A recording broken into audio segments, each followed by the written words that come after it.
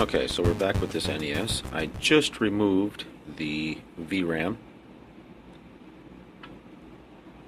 And as I said before, I did think you could fit two different size RAM in here. And as you can tell on the silk screen, that there is two different footprints here. 1 and 2.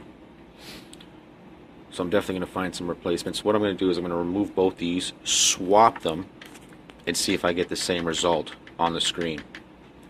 And if I do, then I'll move on to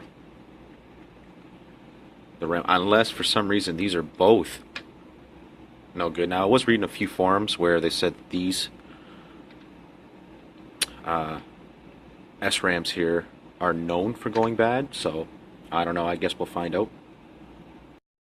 Okay, so I got both off, and wouldn't you know, of course,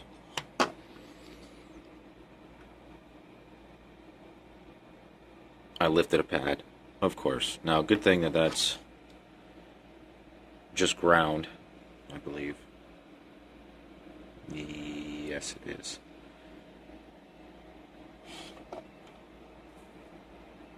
Let's see if I can get you in there. Come on and focus.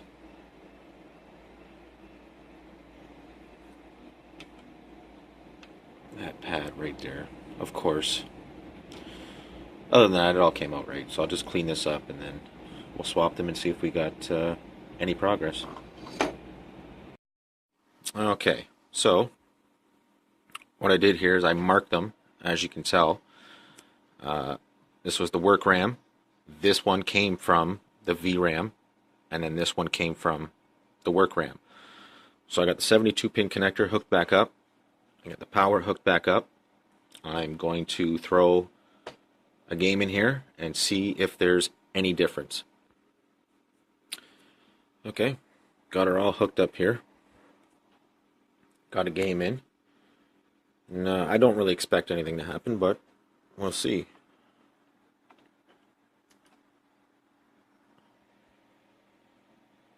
Oh, look at that.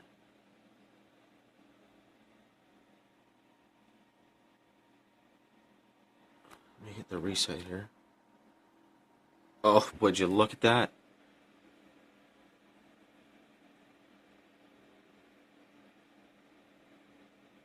So that garbled area there, that's probably...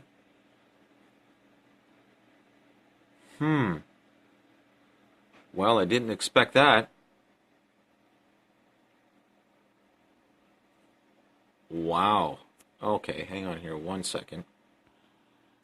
Okay, so I got her flipped over here. Let's turn it on again here. Well. Same errors and everything? Yep. Okay, so now that I've swapped these,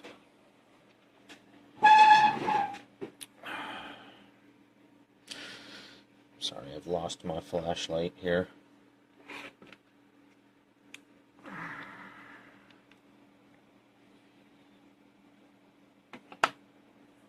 So, now that I've swapped these, I am definitely thinking that it is, obviously it's a RAM issue.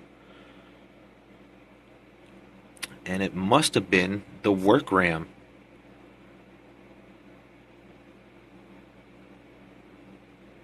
Or do I got that backwards? I have swapped them. Like I said, this one was in the work RAM area. Oh, so maybe it is the video RAM. Okay.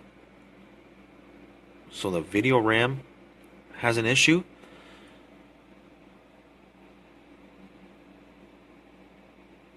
Let me see if I can wrap my head around this real quick.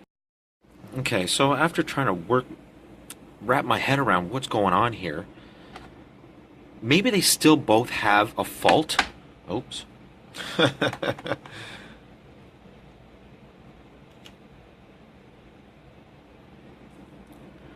Maybe they both still have a fault.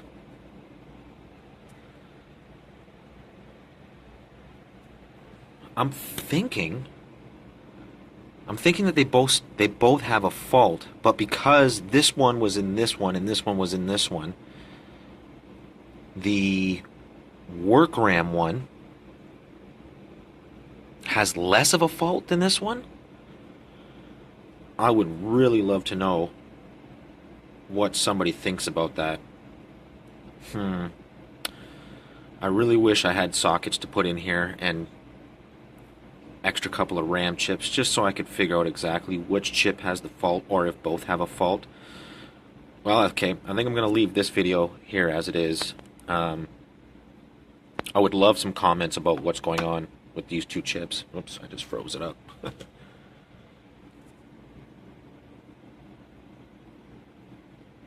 That is very strange.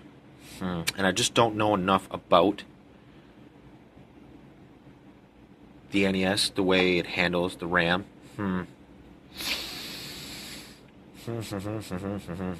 So obviously it's not a fault of the CPU or PPU, which is great. It's definitely got to be in the RAM area. So leave me some comments. Okay, so I think I got it figured out. I don't know why it took me so long to figure out what's going on there. Not a clue, but... So, if this was the VRAM chip, and it was in this slot, it was always working. The work RAM chip, which is now in the VRAM area, which is why the graphics are garbled, because there is something wrong with this RAM chip, this SRAM chip. So that is what it is. This chip here is what's bad. I don't know why that took me so long to figure out. Like, it took me a good 20 minutes to realize what was going on here. But since the VRAM chip was okay, and now in the work RAM area, now the machine is working. But since the work RAM chip is now in the VRAM area, that's why the screen is garbled. And it's the same mistakes over and over again.